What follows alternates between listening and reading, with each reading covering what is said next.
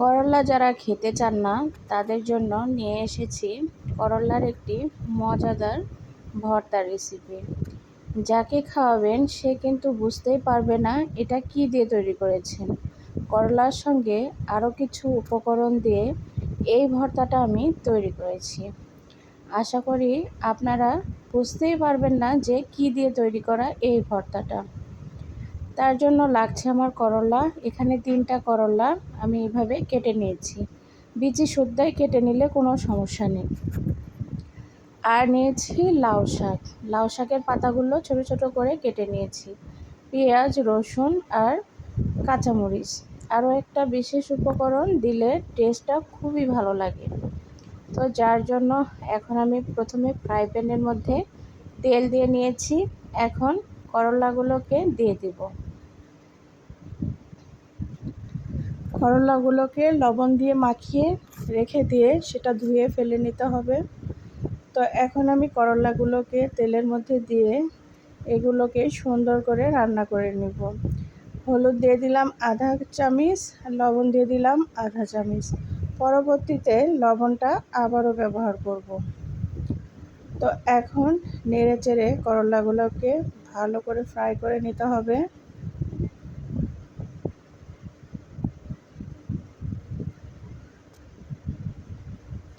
এই করলা দিয়ে যখন আপনারা ভাত খাবেন কেউ বুঝতেই পারবেন না যে আপনি তাকে করলা দিয়ে এই ভর্তাটা তৈরি করে দিয়েছেন। আমার ছোট বাচ্চা পর্যন্ত বুঝতে পারেনি এটা করলা দিয়ে ভর্তা তৈরি করেছিলাম।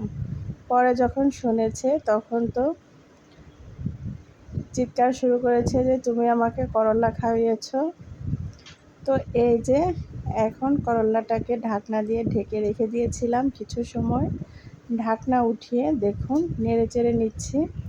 করলাটা কিন্তু প্রায় আমার 60% সেদ্ধ হয়ে গিয়েছে। বেশ কিছু সময় আমি করলাটাকে ঢাকনা দিয়ে ঢেকে ফ্রাই করে নিয়েছি। পুরো ভিডিওটা তো আর ওইভাবে দেখানো যায় না, যার কারণে দেখাইলাম যে কিছু সময় ঢেকে রেখেছিলাম। যাই হোক, করলাটা কিন্তু আমার অনেকটাই সেদ্ধ হয়ে এসেছে। এখন এভাবেই নেড়েচেড়ে নিতে হবে। একদম পুড়িয়ে নেবেন না, পুড়িয়ে নিলে কিন্তু টেস্টটা একদম ভালো লাগবে না। তবে ভালোভাবে লক্ষ্য রাখবেন যেন খুব ভালোভাবে সেদ্ধ হয়ে যায়। সেদ্ধ না হলে কিন্তু ভর্তাটা পিষতে পারবেন না। তো এখন এখানে আমি সেই পেঁয়াজ, রসুন আর কাঁচামরিচগুলো দিয়ে দিলাম। আপনারা দেখলেই বুঝতে পারবেন আমি করলার সমপরিমাণ পেঁয়াজ, রসুন আর কাঁচামরিচটা নিয়েছি। করলাগুলোকে একপাশে সরিয়ে রেখে আমি এগুলোকে নেড়েচেড়ে ফ্রাই করে নিব। চাইলে আপনারা করলাগুলো ফ্রাই করে নিয়ে উঠিয়ে তারপরও এটা করতে পারেন। তবে যেহেতু ফ্রাই প্যানটা আমার বড় ছিল যার কারণে আমি এইভাবেই এক জায়গাতেই দিয়ে ফ্রাই করে নিব। তো এই যে দেখুন এখানে একটা বিশেষ উপকরণ দিলাম। এটা দেওয়ার কারণে ভর্তাটার টেস্টটা দ্বিগুণ বেড়ে যাবে। তো এখানে আমি 3টা মাঝারি সাইজের চিংড়ি মাছ উপর থেকে খোসাগুলো ছড়িয়ে এভাবে দিয়ে নিলাম। চিংড়ি মাছগুলোকেও এখন সুন্দর করে পেঁয়াজ, রসুন, কাঁচামরিচের সঙ্গে ফ্রাই করে নেব। ঢাকনা দিয়ে ঢেকে রেখে দিলাম। এটা দ্রুত কুক হওয়ার জন্য ঢেকে দিয়েছিলাম। তবে ঢাকনা না ঢেকে দিলেও কোনো সমস্যা নেই। এই যে দেখুন অনেকটাই কিন্তু ফ্রাই হয়ে এসেছে।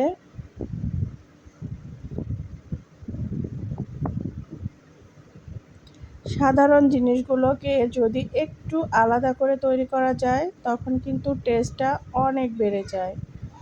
আর এইভাবে নতুন নতুন রান্না করে সবার মন কিন্তু আপনারা জয় করে নিতে পারবেন।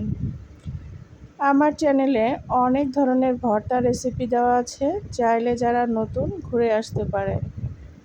আশা করি আপনাদের খুবই উপকারে আসবে। তো আমি এখন সবগুলো উপকরণ উঠিয়ে নিয়েছি। আর ওই যে লাউ পাতা রেখে দিয়েছিলাম সেই পাতাটাতেও ব্যবহার করব, যার কারণে ওগুলো উঠিয়ে নিয়ে এখন ওই ফ্রাই প্যানের মধ্যেই আমি পাতাগুলোকে দিয়ে দিলাম। যেহেতু পাতাগুলো দেওয়ার পর পানি ছাড়বে, এই কারণে আলাদা করে এটা সেদ্ধ করে নিয়ে ফ্রাই করে নিতে হবে। তো এখানেও আবার আধা চামচের মতো লবণ দিয়েছি, দিয়ে ঢাকনা দিয়ে ঢেকে জাল করে নিতে হবে।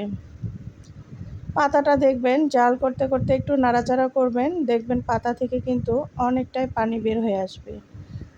আপনার পাতাগুলো যদি কচি না হয় সেই ক্ষেত্রে একটু পানি ব্যবহার করতে পারেন সেদ্ধ করার জন্য। তবে পাতাগুলোকেও কিন্তু খুব সুন্দরভাবে সেদ্ধ করে নিতে হবে, তা না হলে বাড়তে পারবেন না আর খেতেও ভালো লাগবে না। এই যে কতটা পানি বের হয়েছে, একদম লো হিটে চুলাটাকে রাখবেন, তাহলে দেখবেন সুন্দর পানি বের হবে। তো এই যে কিছু সময় ঢাকনা দিয়ে ঢেকে রেখেছিলাম আর জাল করে নিয়েছি। আমার যেহেতু করলার পরিমাণ কম, সেই ক্ষেত্রে এই পাতাটাই এনাফ। তো এই যে এখানে আমি পাতাটাকে একদম ফ্রাই করে নিব এখন একটু তেল দিয়ে। এখানে কিন্তু ধনিয়া পাতা দেওয়ার কোনো দরকার নেই, ধনিয়া পাতা দিলে এই ভর্তার টেস্টটা পাবেন না। আবার যদি কেউ চান যে না ভর্তাতে ধনিয়া পাতা দেবই, সেক্ষেত্রে দিতেও পারেন, তবে একদম ভর্তাটা হয়ে যাওয়ার পরে দিবেন। তো ভালো করে ফ্রাই করে নেওয়ার পর এখন বাটতে চলে এসেছি। আমি এখন শিলপাটাতে ভালো করে এইভাবে বেটে নিব। অফ ক্যামেরাতে আমি সম্পূর্ণটা বেটে নিয়েছি, এই যে দেখতেই পাচ্ছেন। একদম পুরাপুরি ফিনিশ না করলেও চলবে, এরকম করলেই হবে। তো ভর্তার মূল আকর্ষণ কাঁচা সরিষার তেল, সেটা না দিলে তো ভর্তা খেতে একদমই ভালো লাগবে না, বা আমার কাছে ভালো লাগে না। তো এখন এই সরিষার তেলটা দিয়েও ভর্তাটাকে সুন্দর করে মেখে নিচ্ছি। দেখুন, বিশ্বাস করেন এই ভর্তাটা এতটাই লোভনীয় হয় খেতে, যা বলার মতো না।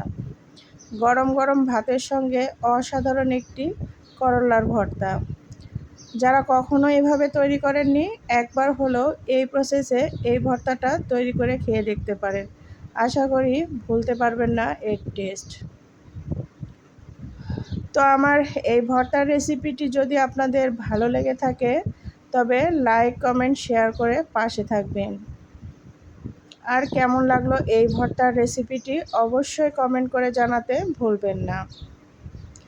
তো পাটাতে তো ভাত না মেখে খেলে তো হয়ই না, যার কারণে আমিও পাটাতে একটু ভর্তা নিয়ে ভাত মেখে খাবো।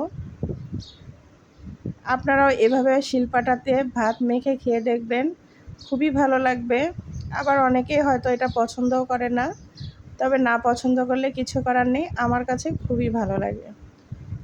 তো ভালো থাকবেন, সবাইকে অনেক অনেক ধন্যবাদ যারা আমাকে এতটা সময় দিয়ে পাশে ছিলেন। ভালো থাকবেন, সুস্থ থাকবেন। আল্লাহ হাফেজ।